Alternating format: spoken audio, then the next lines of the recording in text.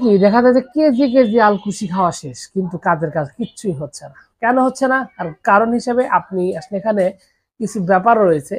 আপনি যদি সেই কারণগুলো না জানেন এবং আলকুশির বেশি খাওয়ার যে সঠিক যে নিয়ম সেটা যদি আপনি না জানেন, তাহলে কেজি কেজি কেন আরো বেশি খেলেও কাজ হবে না। কারণ এটা আসলে এমন একটা ঔষধি, যে ঔষধিটা খেতে গেলে কিছু প্রক্রিয়া আপনাকে করতে হয়, কিছু প্রক্রিয়ার মধ্যে দিয়ে তারপর আপনাকে এটা খেতে হয়।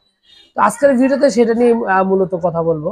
তো আলকুশি মূলত কারা খেতে পারেন, এটাও একটা ব্যাপার রয়েছে। কারণ আলকুশি আসলে আপনার দেখা গেল যে পেট ব্যথা, তার জন্য যদি আলকুশি খান তাহলে তো কোনো কাজ হবে না। আবার মাথা ব্যথার জন্য যদি আলকুশি খান তাহলে তো কাজ হবে না। এটা যে রোগ সে রোগের জন্য খেতে হবে। সে রোগের মধ্যে প্রথম বিষয় হলো যে এই রোগটা মূলত এই আলকুশি মূলত কাজ করে মেহ রোগের জন্য। যাদের সেক্সুয়ালি সমস্যা রয়েছে, টাইমিং এর সমস্যা রয়েছে, যাদের ফিজিক্যাল রিলেশনের ক্ষেত্রে তাদের সময় একেবারে কম, সময় একদমই হয় না, এবং বীর্য পাতলা রয়েছে, এবং এটা যার কারণে অতি দ্রুত বীর্যপাত হয়ে যায় এবং দীর্ঘ সময় ফিজিক্যাল রিলেশন করতে পারে না, এরকম একটা অবস্থা যাদের রয়েছে, তাদের ক্ষেত্রে এই আলকুশিটা অত্যন্ত কার্যকরী। শুধু তাই নয়, এই আলকুশিটা যাদের লিঙ্গ শিথিলতা রয়েছে তাদের ক্ষেত্রে এটা বেশ ভালো রকমের একটা রেজাল্ট আনে। তবে এখানে আরো একটা ব্যাপার রয়েছে। আলকুশি হলো এমন একটা জিনিস যে নিজে নিজে একা একা কাজ করতে পারে না, এর সাথে আরো কিছু জিনিসের প্রয়োজন হয়। এই জন্যই মূলত আমরা যারা আলকুশি খেয়ে থাকি তাদের ক্ষেত্রে রেজাল্টটা ভালো আসে না। আরো একটা ব্যাপার এখানে রয়েছে, আলকুশি কিন্তু সাধারণত দুই রকমের। একটা হলো পাহাড়ি, যেটা অত্যন্ত রেয়ার এবং এটা দেখতে অত্যন্ত ছোট, এবং এটা কার্যকরী কিন্তু ভিন্ন রকমের। এটা মানে এটা কার্যকরিতা একটু আলাদা, ডিফারেন্ট। আর আপনার আরেকটা হচ্ছে যে চাষ করা বা আপনার সমতলের ভূমিতে যে আলকুশি হয় সেটা, এটার দাম অনেক কম, প্রায় আপনার 10 গুণ দাম কম বেশি। কারণ এটা পাওয়া যায় 400 সাড়ে 400 টাকা কেজি, ওইটা কিন্তু 3 থেকে সাড়ে 3 হাজার টাকা কেজি। কতটা ডিফারেন্ট বুঝতে পারছেন? তো এই জন্য আপনাকে কি করতে হবে, আপনার প্রকৃত যে আলকুশি সেটা আপনাকে নির্ধারণ করতে হবে। এবং এটা খেতে হবে কিভাবে, এটা খেতে হলে আপনাকে যে কাজটা করতে হবে, এটা আপনাকে আগে গুঁড়ো করতে হবে। গুঁড়ো করার আগে আরেকটা কাজ করতে পারেন, সেটা হলো যে আপনি এটা ভালো, যে ঘি রয়েছে, ঘি দিয়ে, মানে ওই আলকুশি বীজটা সাধারণত সিমের বীজের মতো।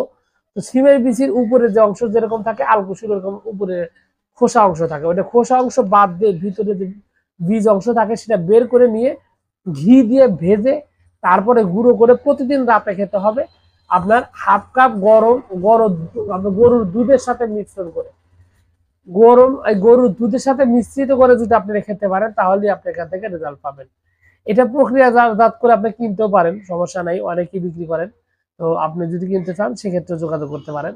এটা আপনার যেহেতু এটা অনেক বড় একটা ঝামেলার ব্যাপার, তো আপনি এখানে এটা করতে, কিন্তু এটা অত্যন্ত কষ্টসাধ্য এবং অনেক বেশি খরচ হতে পারে। চাইলে নিজে নিজে এটা করতে পারেন। আরেকটা ব্যাপার রয়েছে যে এটা কিন্তু আসলে বেসিক ভাবে কাজ করে খুব ভালোভাবে।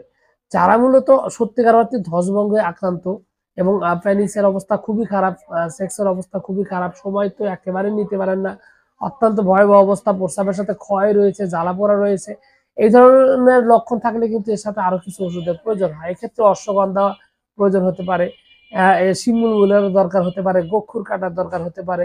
তখন একটা ভিন্ন প্রক্রিয়ার মাধ্যমে আপনাকে ওষুধটি খেতে হবে। তবে আপনি যদি এই আলকুশিটা আপনি নিয়মের মতো খেতে চান, তাহলে এটাই সঠিক এবং প্রকৃত নিয়ম, যেটার মাধ্যমে আপনি রেজাল্ট পেতে পারেন। এবং আলকুশির সাথে অবশ্যই আপনাকে দুধ খেতে হবে। দুধ না খেলে আপনি এখানে রেজাল্ট পাওয়ার চিন্তা আপনাকে বাদ দিতে হবে, কারণ এটা কোনোভাবেই পারফেক্ট রেজাল্ট আপনি পাবেন না দুধ ছাড়া।